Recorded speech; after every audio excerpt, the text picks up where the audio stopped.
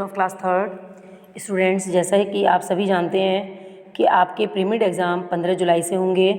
सभी बच्चों को अपनी प्रिपरेशन अच्छे से करनी है, वीडियो को ध्यान से सुनना है।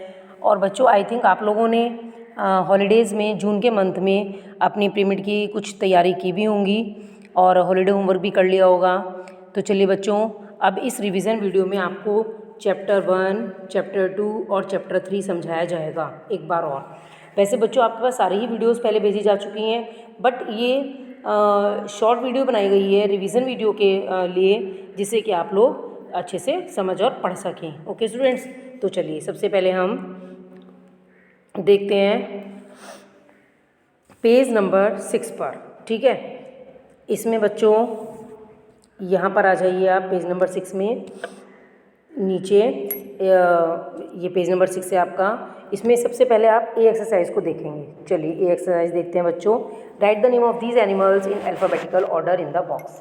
पहला चैप्टर बच्चों, जैसे कि मैंने आपको अल्फ़ाबेट फन बताया था, अल्फ़ाबेट्स कैसे अरेंज किए जाते हैं, डिक्शनरी में आप कैसे देखते हैं डिक्शनरी को, है ना। इस तरीके से मैंने आपको जब चैप्टर समझाया था तो सब बताया था। चलिए एक बार मैं आपको फिर से रिमाइंड करा दूँ।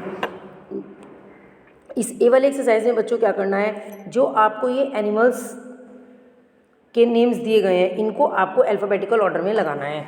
ठीक है, देखिए sheep, deer, kangaroo, lion, bear, zebra, giraffe और पोर्क्यूपाइन। ठीक है, तो इनमें सबसे पहले हमें पहला लेटर देखना होता है। पहला लेटर यहाँ पे सबसे पहले क्या है, बी, बियर लिखा हमने। उसके बाद डियर लिखेंगे, उसके बाद जिराफ लिखेंगे, फिर कंगारू, लॉयन, पोर्क्यूपाइन, शीप और ज़ेब्रा, क्योंकि अल्फ़ाबेटिकल ऐसे ही चलते हैं ABCD में। ठीक है, इसके बाद हम देखते हैं बच्चों बी वाली एक्सरसाइज को। बी में देखेंगे tick right the circles of the group which are in alphabetical order otherwise cross. अगर ये वाले जो ग्रुप्स आपको दिए हैं ये अल्फ़ाबेटिकल ऑर्डर में दिए गए हैं तो उनके आगे हमें यहाँ पर स्पेस गिवन है जो इसमें राइट करना है। अगर अल्फ़ाबेटिकल ऑर्डर में नहीं है तो हमें क्रॉस करना है। ओके, तो चलिए पहला देखते हैं। पहले में है chain, desk, chain, desk, geometry, pen. देखिए अब इसमें चेन में C आ रहा है, डेस्क में D है, ज्योमेट्री में G है और पेन में P है। तो ये बिल्कुल अल्फ़ाबेट से लगे हुए हैं, इसलिए हमने इसके सामने राइट कर दिया। इसके बाद नंबर 2 में मैट्रेस, पिलो, क्विल्ट और शीट। देखिए आप यहाँ पे पहला लेटर M है, फिर P, फिर Q और फिर S। तो ये भी हमारा बिल्कुल अल्फ़ाबेटिकल ऑर्डर में लगा हुआ है, MNOPQRS। ठीक है, बीच में कुछ हाइड किए हुए हैं, कुछ मिसिंग है, लेकिन जो मिसिंग है उनको छोड़ दीजिए। उसके बाद देखेंगे जो वर्ड्स हमें दिए गए हैं उनके लेटर्स अल्फ़ाबेटिकल लगे हुए हैं। इसके बाद नंबर 3 डेलिया, लोटस, ट्यूलिप, रोज़। यहाँ पर आप देख रहे हैं कि डेलिया में D capital D, H, T और R। आप देख रहे हैं कि D, L तो अल्फ़ाबेट में लगे हुए हैं, लेकिन रोज़ और ट्यूलिप आगे पीछे दिए हुए हैं, तो इसलिए ये हमारा यहाँ पर क्रॉस हो गया। इसके बाद इक्लेयर्स, जेली, किटकैट और पल्स। आप यहाँ पर भी देख रहे हैं इक्लेयर्स में E, जेली में J, किटकैट में K और पल्स में P। आप देख रहे हैं ये सभी भी हमारे अल्फ़ाबेटिकल ऑर्डर में लगे हुए हैं, इसलिए हमने इसके सामने भी राइट कर दिया। इसके बाद नेक्स्ट है 5 नंबर पे टर्टल, फिश, स्टारफिश और क्रैब। देखिए टर्टल में T, फिश में F, स्टारफिश में S और क्रैब में C। देखिए C सबसे लास्ट में दिया हुआ है, जबकि C सबसे पहले आना चाहिए था, तो ये यहाँ पर हमारा रॉन्ग हो गया। इसके बाद नेक्स्ट पेज ओपन कर लेंगे बच्चों। एक्सरसाइज नंबर C को देखेंगे। इसमें टिक right the correct spelling you में यूज़ अ डिक्शनरी। देखिए हमें जो स्पेलिंग राइट है उसको टिक करना है। अब स्पेलिंग तो हमें आनी चाहिए, है ना। एयरपोर्ट में पहली वाली सही है, उसको टिक किया। कैपेसिटी में दूसरे वाली सही है, उसको सही किया। 11 में पहले वाली सही है, उसको सही कर दिया। जनरल में दूसरे वाली सही है, उसको सही किया। इनफैक्ट में पहली वाली सही है, उसको सही किया। बिजनेस में दूसरे वाली सही है, उसको सही किया। डेंजर में दूसरे वाली सही है, उसको टिक किया। 12th में दूसरे वाली सही है, उसको सही किया। हेल्दी में पहले वाली सही है और मीज़र में पहले वाली सही है।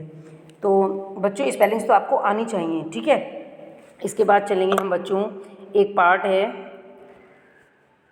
इसको ज़रा ध्यान से समझेंगे बच्चों। थोड़ा टिपिकल पड़ता है, लेकिन अगर आपने जब मैंने चैप्टर की वीडियो भेजी थी वो ध्यान से सुनी देखी होगी तो आपको समझ में आ गया होगा। चलिए एक बार और देखते हैं इसको।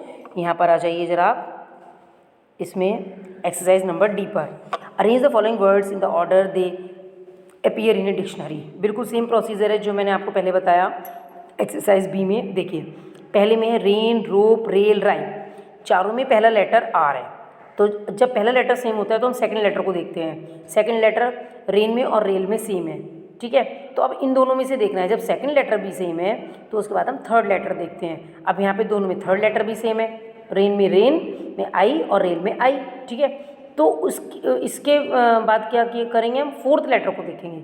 फोर्थ लेटर में यहाँ पे रेन में एन है और रेल में एल है, तो पहले एल आता है इसलिए हमने पहले रेल को लिखा, फिर रेन को लिखा। अब ये दो हमने छोड़ दिए क्योंकि हम लिख चुके हैं। उसके बाद रोप और राइप बचे हमारे।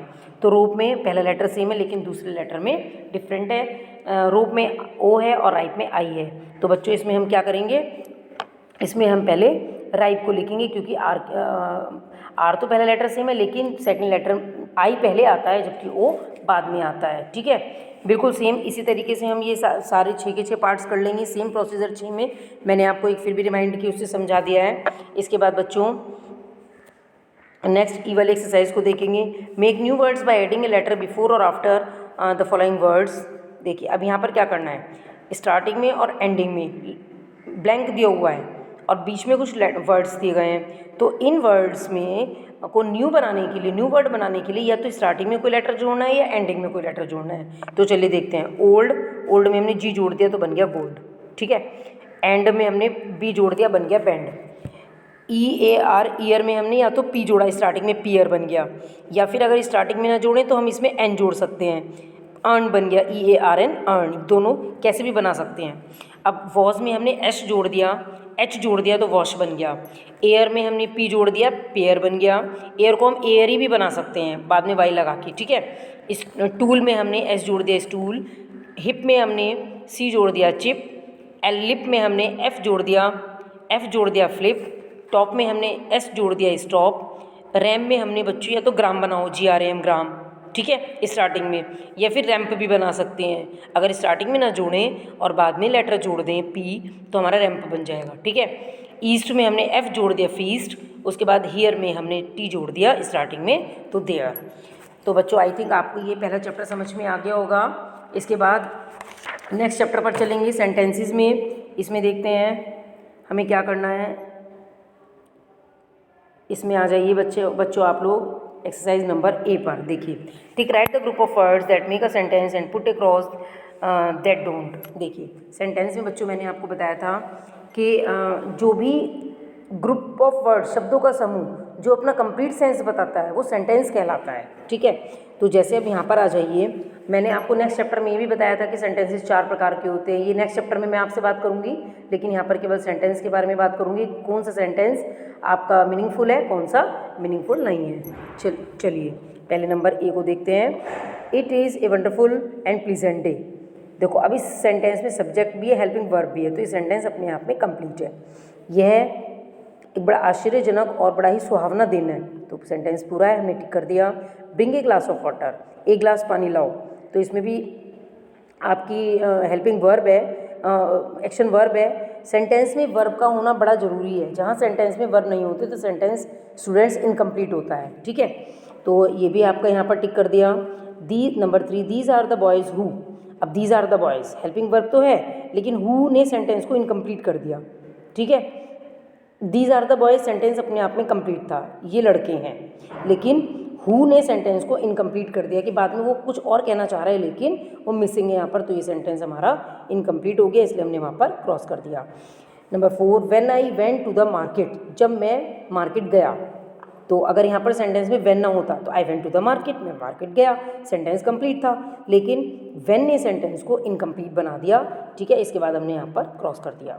आई लव टू पेंट पिक्चर्स, मुझे पिक्चर पेंट करना पसंद है या मुझे अच्छा लगता है पिक्चर पेंट करना। तो ये भी बच्चों हमारा सेंटेंस पूरा है, इसलिए हमने इसके सामने भी टिक कर दिया। बच्चों मैंने आपको ये एक्सरसाइज बताई, इसके बाद ज़रा आप लोग आ जाइए एक्सरसाइज नंबर बी पर। चलिए देखते हैं। Rearrange the following group of words to make assertive sentences. देखिए अब सेंटेंस को असर्टिव बनाना है, ठीक है। To buy he some food has, he has to buy some foods. देखिए पहले मैंने आपको बताया था जब चैप्टर पढ़ाया था, ये तो रिवीजन चल रहा है, जब चैप्टर पढ़ाया था तो उसमें बताया था पहले सब्जेक्ट फिर वर्ब एक्शन वर्ब है ना, उसके बाद हम ऑब्जेक्ट लगा के क्या कर देते हैं, प्रीपोजिशन वगैरह लगा के सेंटेंस को कंप्लीट कर देते हैं। तो मैं सेंटेंस पढ़ रही हूँ बच्चों, है ना, आपको ध्यान से करनी है। He has to buy some food, he यहाँ पे सब्जेक्ट हो गया और हैज़ यहाँ पे हेल्पिंग वर्ब हो गया, फिर प्रीपोजिशन हो गया to buy some food. Sitting high up on in is the monkey tree the, तो यहाँ पे सब्जेक्ट क्या है, द मंकी, फिर हेल्पिंग वर्ब और एक्शन वर्ब है is sitting, the monkey is sitting high up, ऊंचे, ऑन द ट्री, पेड़ पर बैठे हुए हैं। ऑन यहाँ पर आपका प्रीपोजिशन है, पेड़ पर बैठे हुए हैं।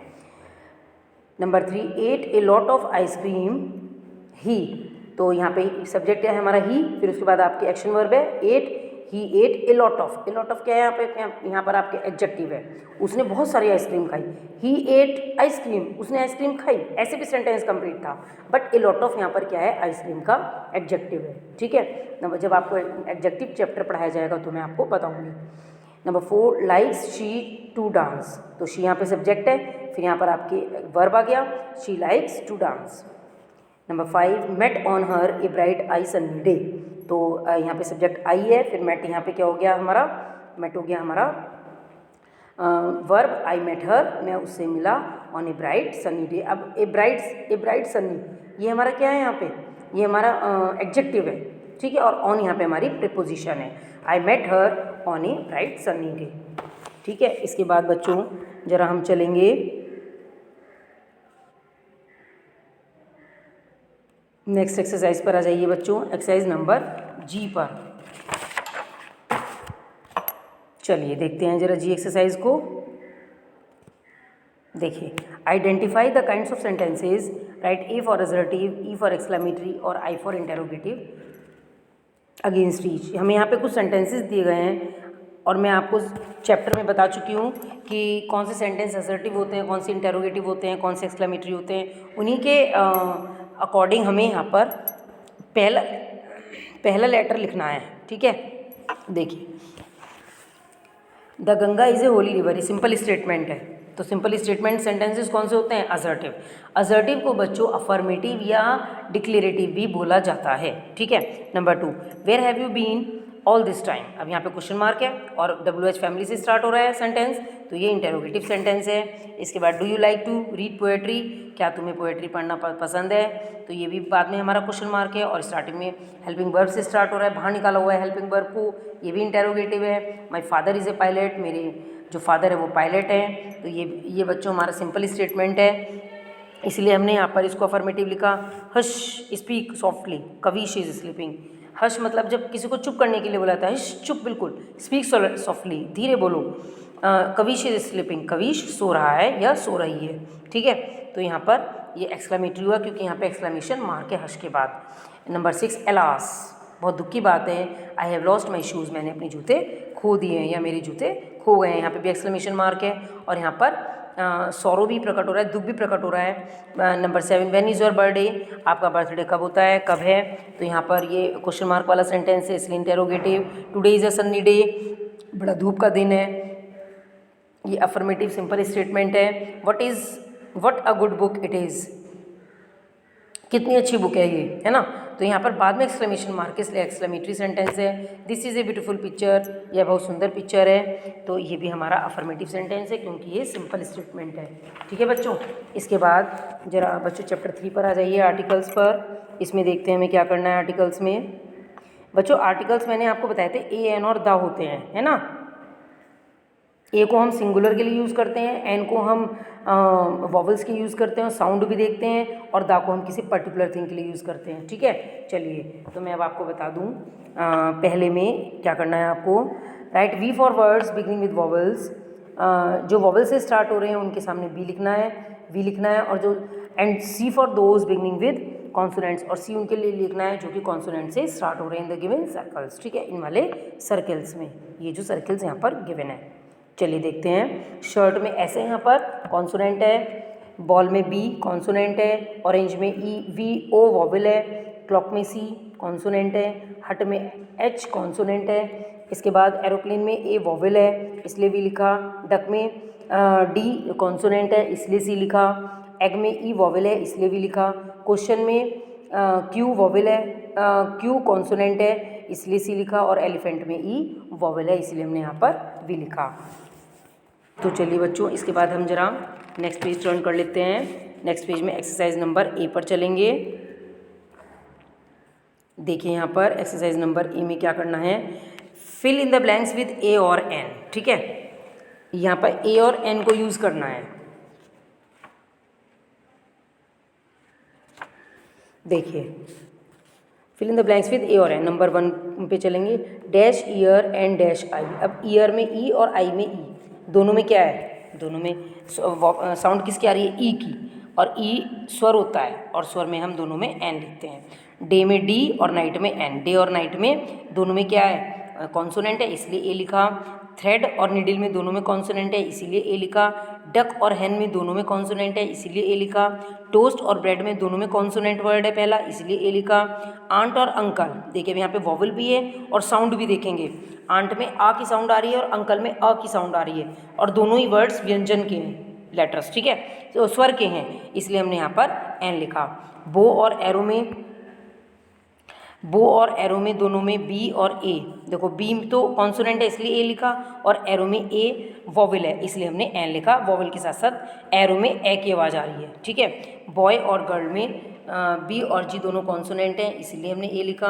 ऑक्टोपस और ऑस्ट्रिच दोनों में ओ है इसलिए हमने एन लिखा। बट उनके साउंड भी देखेंगे, ऑक्टोपस में ओ और ऑस्ट्रिच में ओ, दोनों स्वर है इसलिए हमने एन लिखा। क्वेश्चन और आंसर में आप देख रहे हैं बच्चों, क्वेश्चन में क्यू है, कॉन्सोनेंट है इसलिए ए लिखा, और आंसर में ए वॉवल भी है और आंसर में आ की साउंड आ रही है, ठीक है, इसलिए हमने एन लिखा। गिटार और वायलिन में हमने ए लिखा क्योंकि दोनों कॉन्सोनेंट हैं। आर्म और लेग दोनों में, लेग में तो बच्चों कॉन्सोनेंट है इसीलिए ए, और आर्म में वॉवल है, बट वॉवल के साथ साथ आर्म में आ की साउंड आ रही है इसीलिए एन लिखा। इसके बाद नेक्स्ट वन है 13, ऑड और इवन। ऑड में देखो ओ की साउंड आ रही है, ओ, और इवन में ई की साउंड आ रही है, दोनों स्वर हैं और वॉवल भी है इसलिए हमने इनमें भी एन लिखा। तो बच्चों आई थिंक आपको समझ में आ गया होगा। और बच्चों ए एन तो मैंने आपको बता दिया है। दा के लिए भी मैं आपको थोड़ा बता दूं कि दा किसी भी पर्टिकुलर चीज़ के लिए आती है ना, जैसे the earth, the sun, the Taj Mahal, the moon, है ना, द गंगा, जो भी कोई स्पेशल चीज़ होती है ना। और द किसी जब हम when we use the when we talk और write about things that are only one of its kind, जैसे सन एक है दा लिखेंगे, अर्थ एक है दा लिखेंगे, और जैसे कोई भी मॉन्यूमेंट है द ताजमहल है, जैसे कोई भी आपका न्यूज़पेपर है द हिंदुस्तान टाइम्स है, द टाइम्स ऑफ इंडिया है ना, द पंजाब केसरी है, तो इसमें भी हम सब में दा ही लिखते हैं। और जब हम किसी चीज़ के बारे में कोई बात कर रहे होते हैं और उसी चीज़ के बारे में हमें दोबारा कोई बात करनी होती है, दूसरा सेंटेंस, तो हम पर्टिकुलर चीज़ की बात कर रहे हैं तो हम वहाँ पर दा लिख के यूज़ करते हैं, ठीक है बच्चों। और दा हम किसी भी कंट्री के लिए यूज़ करते हैं, जैसे the United states of America, है ना, द यूनाइटेड किंगडम, ठीक है,